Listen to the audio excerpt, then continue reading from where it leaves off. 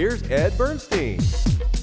Well, we're here to get you healthy today. And with me is Dr. Felicia Stoller. And a little bit later on in the show, Stephen Klubeck, entrepreneur, will be here to talk about some business happenings. But before we talk about business, let's get into the business of being healthy. That's right. Right. You are a nutritionist and a physiologist? Exercise physiologist, a registered dietitian, nutritionist, and exercise physiologist. And what is a physiologist? An exercise physiologist deals with exercise really on a scientific level, really how the body responds to exercise. It's more than your personal trainer. It means I actually got a degree in it. So, and I teach exercise physiology too. So there's a lot to understand with the dynamics of the human body and how it works and how disease states impact that, how physical activity impacts that. Now, Dr. Stoller, we have had on our show a lot of nutritionists and health experts and physicians, and I got to frankly tell you, I'm confused. Because everybody's... By them, that's good. That's my favorite thing to talk about. By everybody. I mean, you don't, what's good one day is not good the next day. I mean, everybody has different philosophies. I mean, we had a guest on talking about raw food. I mean, what do you think about raw food, for instance? I think raw food has its place. I've been to some raw food restaurants and I've tried that, but I think for someone who's immune compromised, that can be a very dangerous situation. And the fact is, for some people, they may have gastrointestinal issues that sometimes not cooking foods can impact somebody's ability to digest it properly. So, the challenge with all these nutrition experts out there is that depending on the state that you live in and where you are, there's no, like with lawyers, you have to pass a bar exam, right? Anybody can call themselves a nutritionist in a lot of states, but a registered dietitian nutritionist is different. You have to have a minimum of a bachelor's degree and pass a test for it. So I've noticed over the last 15 or 20 years, everybody and their mother's an expert in it because they eat. And look, I'm confused, like even in my own diet. I've tried.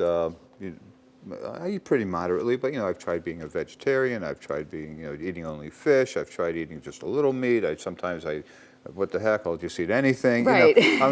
I mean, what is the best balance of that? So the best balance is to eat food closer to the way it's found in nature. Right, so eating less processed foods, eating foods closer to the ground. So like I say that I'm a flexitarian, I eat predominantly vegetarian-based or plant-based foods, and I have small amounts of animal-sourced protein in my diet. So I feel better when I eat that way. When you look at the different types of diets that are out there, like a Mediterranean diet or a DASH diet or other diets that help to reverse disease states or help to prevent disease states, it's really important to sort of focus on that, because I always say diet and exercise are the least expensive, least invasive, and most effective ways to prevent and treat disease. But some people will say that the diet part is not inexpensive. If you're eating organic foods and you're eating a lot of things, you go to Whole Foods, it just costs you more money. That's right. So organic does cost more. It doesn't mean that it's any healthier. So when you look at organic strawberries versus non-organic strawberries or conventional strawberries, they're going to have the same nutrient profile in terms of calories, in terms of vitamin and mineral content. And you could look at whether or not there's pesticides in there, because that's what people are looking at, and it might be negligible. So the question is, what can you afford? And I always say to people, eat what you can afford in terms of foods. And with plant-based foods, you can have canned, you can have frozen. For some people, that fits in their budget and that fits within their lifestyle. Now, I should mention before I forget that you have written a book about all these diets that you do think are important. Living Skinny in Fat Genes, Dr. Felicia Stoller. Yeah. And okay, so let's talk about some of the products you have here. What's your favorite product that you have on the table? Well, my favorite product that I have on the table has to probably be the Regular Girl, because I helped the company come up with the idea of repackaging a product of theirs and making something that helps people. And it's not really just for women, but we just sort of were targeting women because women have a lot of GI issues. But basically, it's a fiber that's gluten-free that also has probiotics in it. And what I love about it is, I don't know if you can see this, I can open this up really quickly, is that it has a single serve pouch on it so that you can really grab and go and put it in anything that you want and it dissolves. So what I've found when I speak to all my women friends and patients is that a lot of times they have GI issues or gastrointestinal issues, constipated, diarrhea, whatever. So it really helps to keep your gut flowing, and it's the best way to work your colon out, because we don't think about that. So that's one of my Now, favorite you things. mentioned gluten, so Yes. I mean, there's it's controversy on that. Yes, it's good for you. No, it's not. Some people it's good for, some people it's not.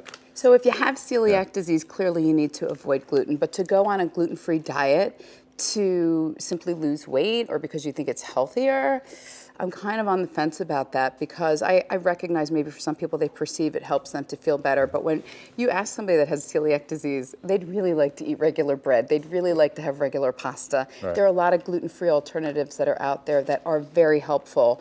But at the end of the day, people that do eat gluten-free tend to have a difficult time getting fiber in their diet. And fiber helps to reduce the risk of colon cancer. It helps to reduce cholesterol levels. So that's really important to have. And when you talk about fiber and talk about bread, I mean, most people will tell you, hey, my one weakness is bread. That's why I Right. have this big belly. It's Right.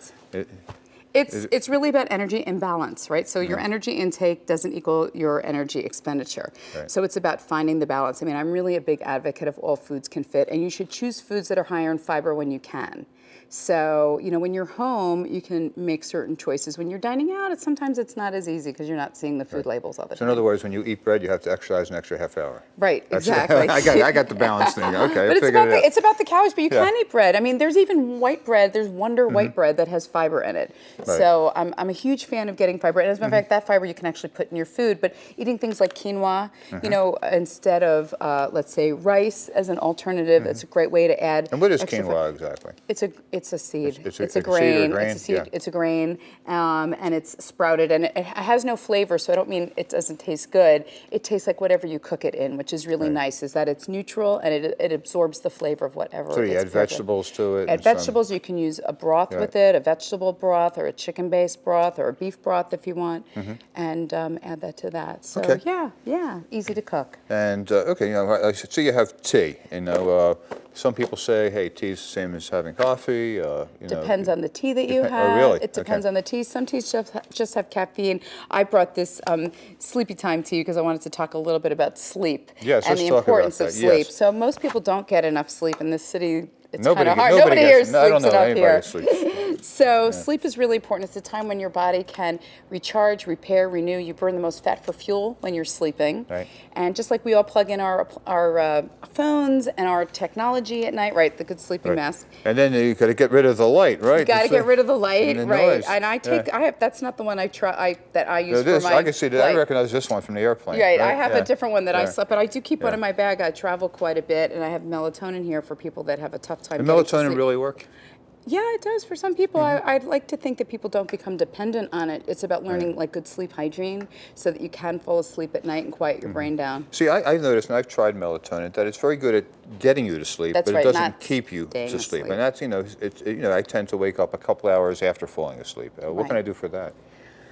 Well, you have to really look at the sum of your whole day. Do you have a lot of caffeine? Some people need to get checked and see if they have sleep apnea. That's why they sometimes wake up a lot. If you Right. drink a lot of alcohol, sometimes that can impact your sleep rhythm and sleep habits. But some of it for us is, when you get older, your hormonal levels, we do need sleep, but sometimes we just don't sleep as soundly through the Right. night. So, but just try to get back to sleep. The problem is if you have your brain start going and you start thinking about other things that you need to do in the day, then sometimes have a hard time No, I going back slept to fine sleep. until I had children, and haven't slept since. Okay, and this is, simply, this is salt? Or- Well, saline solution. Yeah. Well, I have some cold and flu remedies here that I wanted to talk let's talk- about. Do you believe in flu shots? I do. I Okay. get my flu vaccine. I always do. I have asthma, and when I get an upper respiratory infection, it takes a long time to go away. And the truth is, people still die from the flu. And we have flu season coming up, so Yes. what do you, especially with young children and Yes. school-age children, and what do you recommend? I definitely for recommend that? getting a flu vaccine, Right. first of all. I think at the first sign of some sniffles, flus, there's some remedies and items. You don't have to necessarily take medicine. I want to remind people that the flu is a virus, a viral infection. It's not a bacterial infection. So running to the doctor and asking for an antibiotic, we know No isn't good. good. Absolutely not. So something that I brought to share with you, it's funny because a friend of mine just called me and asked me about this, is Sambucol black elderberry syrup. Black elderberry syrup is really great at helping to reduce the symptoms and duration of a cold and flu. And what happens is it's the phytochemicals. So the plant pigment that's in there is very specific, and it helps to work as a very potent antioxidant. So we breathe oxygen, we oxidize, like, you know, copper turning green. So we oxidize by human nature, and so that really helps to build up your immune system. Over the counter? Over the counter. Yeah. Now I want to just say it's not medicine. It's just a syrup of elderberry, and I brought these little capsules here as well. That's another form of it if you don't like to drink it down. But it's usually found by the cough medicine, although it's not a cough medicine. And I just brought saline solution because that helps to reduce the inflammation in your nasal passages so that you feel a little bit better, because, you know, we were talking about sleep. If you can't sleep well, then that can be a challenge. Right. What about inflammation in general? Are there foods that can help with your body's inflammation, you know, like arthritis and illnesses like that? Yeah, so I brought some turmeric here and ginger. Another thing that people sometimes like to use is garlic.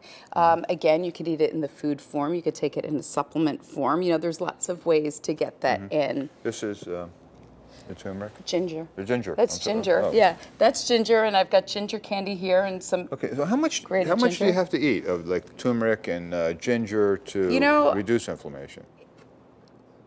It's hard to quantify it. It's just something that you should really just incorporate into, you know, your diet, so that, you know, I like to eat foods that are very flavorful. It's a great way, other than using salt, to add flavor to your foods.